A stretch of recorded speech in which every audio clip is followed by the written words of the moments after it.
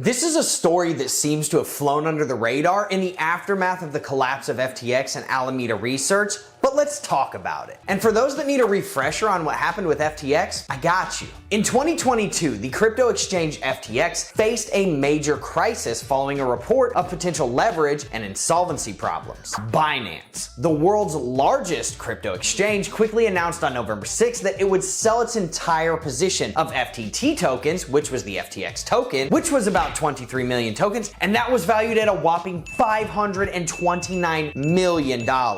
At the time, of course. Now, Binance CEO CZ said the decision to liquidate the exchange's FTT position was based on risk management following the collapse of the Terra token earlier in 2022. Makes sense? Now, whatever the true reason, the mega sell order triggered a massive sell-off that led to a collapse of an entire crypto market, which lost billions and caused the entire crypto market cap to fall below $1 trillion for the first time in a while. Obviously humbled, FTX turned to Binance for a buyout that might save FTX and its users, but Binance's CEO, CZ, ultimately backed out of the deal. Then the FTX CEO, Sam Bankman-Fried, who by the way has never had a good hair day, stepped down and the company filed for bankruptcy, followed by a possible hack that saw hundreds of millions of dollars worth of tokens stolen. Weird.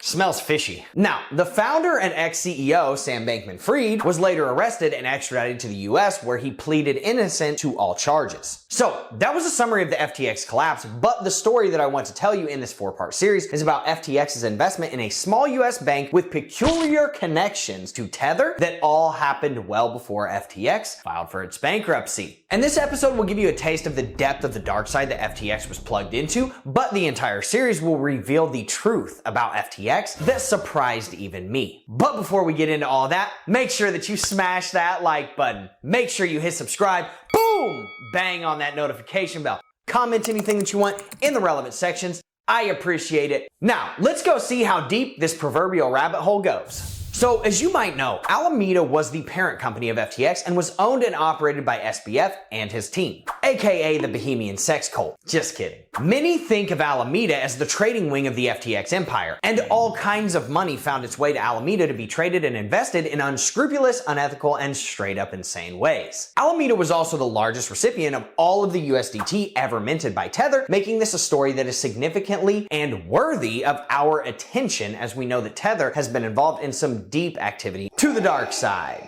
And we will explore that Tether connection in much more depth in episode 3 of this series, so make sure you stay tuned for that. And there is an absolute metric ton of info like that on my channel, so go watch my Tether series if you happen to give a F. But today I want to introduce you to one of the craziest articles that I've ever come across about FTX and Alameda Research, and tell you why it suggests that SBF was in way over his curly-haired head. And the article that this series draws a lot of its intel from was published by a publication called Unlimited Hangout, an independent media outlet founded by journalist Whitney Webb. And Whitney is famous for writing a 2-volume book titled One Nation Under Blackmail.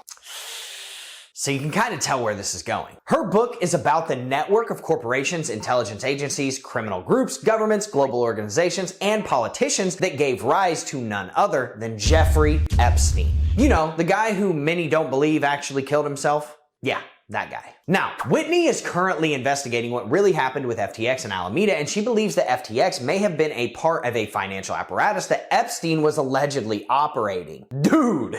Whitney's book claims that Epstein was an expert money launderer. That's obvious. Whitney also explains how Epstein not only blackmailed powerful people by having them engage in terrible activities, but he also operated an elaborate money laundering scheme that would likely relied on a network of financial institutions around the world. And as most of the people in the world know, Epstein was arrested in early July 2019, less than 2 months after Sam Bankman-Fried founded FTX. Epstein was actually found dead in his prison cell early in August of 2019, and the verdict was suicide. But the power of the internet has shown that as many people believe that verdict as do believe in the tooth fairy. Spoiler alert. It's more than probable that Epstein was actually eliminated. But when he was allegedly eliminated, demand for money laundering services did not just evaporate, right? In fact, it is possible that FTX and Alameda were perfectly positioned to start meeting that demand. And at this point, it's very widely accepted that there was very little financial record keeping going on over at FTX and definitely over at Alameda. Maybe as much as $80 billion is unaccounted for, and some of the top creditors have only recently been identified, but it is believed that many may still be unknown. And this literally looks like the fallout of a very elaborate money laundering operation, in my opinion. But then he just turned out to be really dumb in almost every other facet of life, except for complex computer science. And hey, there's plenty of savants out there that could beat you in chess, but might not even be able to make a peanut butter and jelly sandwich, if you know what I'm saying. So who knows? It could be possible that Sam and his family have close connections to the exact same politicians that Epstein was involved with by total accident. Sure. The sky's the limit of what is possible in this crazy world that we live in, right? And you want to know what else is probably an accident? Sam hired the same legal team as Ghislaine Maxwell to defend him in court. Nothing to see here. Total accident.